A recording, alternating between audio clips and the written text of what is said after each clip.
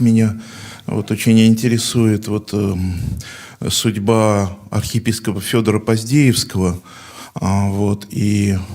вообще весь этот Даниловский синод или Даниловский вот такой раскол, как его, может быть, и кто-то называл, такое противостояние официальной политики митрополита Сергия, который возглавлял Федор Поздеевский.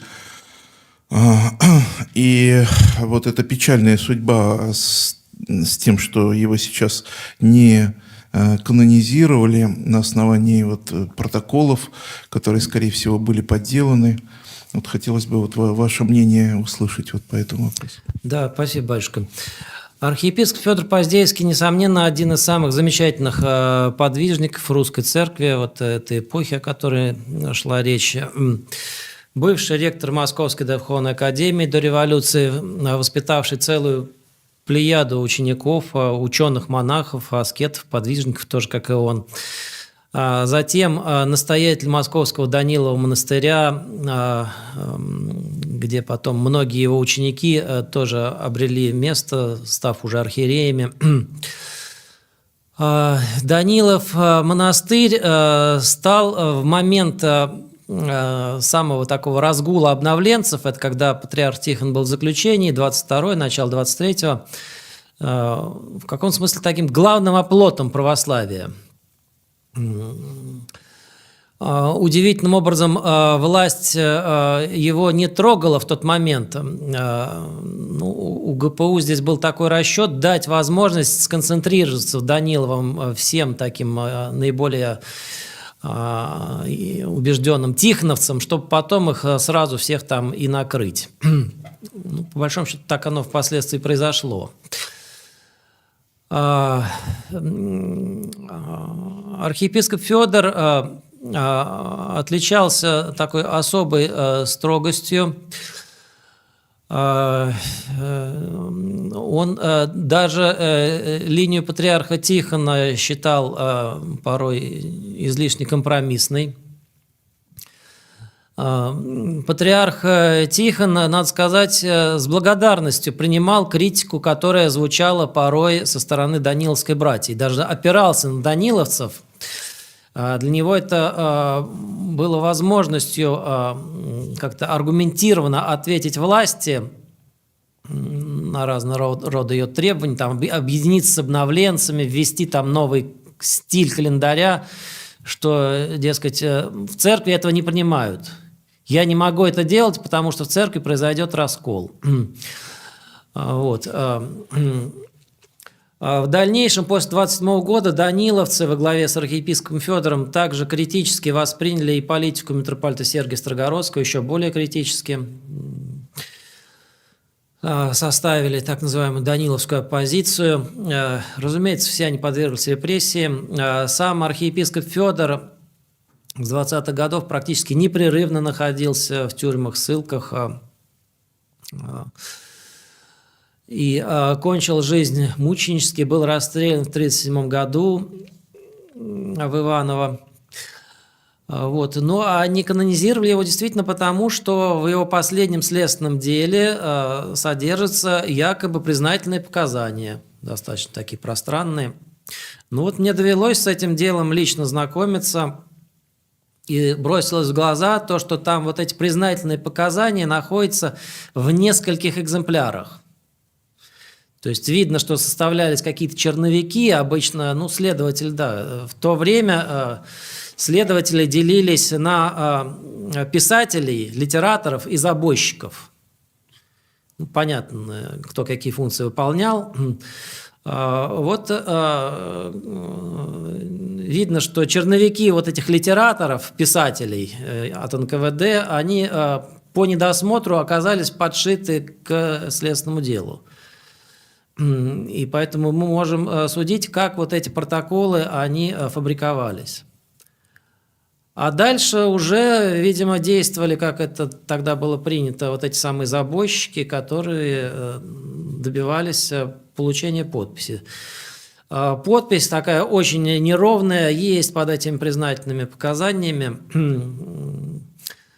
но Является ли это основанием утверждать, что владыка был сломлен и действительно сознательно все это подписал? Ну вот я лично не готов утверждать. Хотя есть члены комиссии по канонизации, которые настаивают на том, что да, сознательно подписал, сломался и даже пытался как-то себя выгораживать, поэтому вот канонизирован быть не может. Можно еще, да? Вопрос. Вот еще судьба и вопрос о канонизации такого видного иерарха Иосифа Петровых, который, в общем-то, можно так сказать, возглавлял такую целую тоже группу оппозиции, хотя вот в вашей книжке, изданной в начале 2000-х годов, там вот как раз описано, что все эти группы, там Ярославская группа, да, группа там архиепископа Виктора Стравидова, вот, группа Дамаскина Цедрика, Даниловская группа, вот это, и в том числе и осифляне, это все, в общем-то, просто такие термины, условно принятые для какого-то группировки. На самом деле это были единомышленники. Вот, но, тем не менее, вот Иосиф Петровых, есть ли вот возможность его канонизации, есть ли какие-то препятствия к этому? И вообще, как вот не только его личность, а и вот Сергий Дружинин и другие вот иерархи и последователи, в основном питерского, воронежского духовенства, да, которые входили в группу его и до сих пор не прославлены? Да, спасибо. С митрополитом Иосифом Петровых ситуация похожая на ту, что сложилась с вопросом о прославлении архиепископа Федора Поздеевского. В его последнем следственном деле расстрельном тоже как бы признательные показания. То есть он признал свою вину и с точки зрения некоторых членов комиссии по канонизации тем самым оклеветал себя и других. Но, опять же, мы не знаем всей обстановки, как эти показания появлялись. Это было на юге Казахстана, в Южно-Казахстанской области. Он вместе с митрополитом Кириллом Смирновым проходил первым кандидатом в патриаршие местовластителя по завещанию патриарха Тихона. Но вот митрополита Кирилла прославили, митрополита Иосифа нет. Недалеко по соседству в Алма-Ате тогда же был осужден на смерть, расстрелян архиепископ алмаатинский Тихон Шарапов. Ну, у него вообще как бы совершенно дикие, вроде как, при поверхностном взгляде на дело, признательные показания, там и шпионаж, и все что угодно. Но дальше потом уже в 50-е годы проводилось расследование служебное, как велось это дело, и выяснилось, что там даже конюха управления НКВД привлекали для избиения подследственных. Поэтому там могли человека до такого состояния доводить, что он уже не знал, не видел, не понимал, что там ему дают на подпись. Вот, поэтому очень сложно здесь как-то делать выводы. Ну, видимо, комиссии по канонизации приходится. Но являются ли эти выводы окончательными на все времена, посмотрим. В том числе и в вопросе о прославлении митрополита Иосифа, архиепископа Федора. Русская и зарубежная церковь, они были прославлены в свое время. В их святцах содержатся, там иконы им пишут. Тем более, что действительно ряд иосифлянских, как их стали называть, деятелей, в том числе епископов, несмотря на очень резкую критику, допускаемую ими в адрес митрополита Сергия, были прославлены. Например, епископ Виктор Островидов. Он, наверное, резче всех вообще из оппозиционных епископов в то время критиковал митрополита Сергия, вплоть до того, что называл его еретиком, антицерковником. Но это не помешало его прославить в 2000 году. И целый ряд других деятелей подобного рода.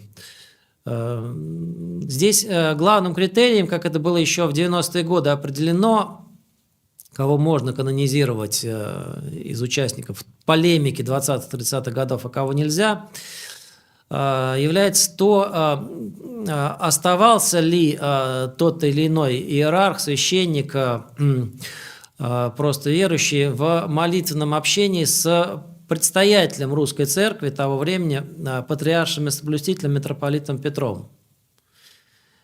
Митрополит Петр был непосредственный преемник патриарха Тихона, по его завещательному распоряжению был утвержден в звании патриаршего и соблюстителя, а митрополит Сергий все вот это время, до 1937 года, был лишь заместителем патриаршего местоблюстителя, то есть он не был предстоятелем русской церкви.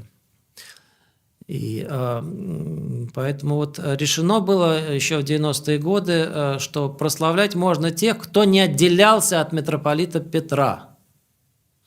Может быть, даже при нарушении какого-то там внешнего единства с митрополитом Сергием. Но вот обновленцы, например, они от патриарха Тихона отделились, и от митрополита Петра, вообще от патриаршей церкви, может быть, вообще от церкви православной.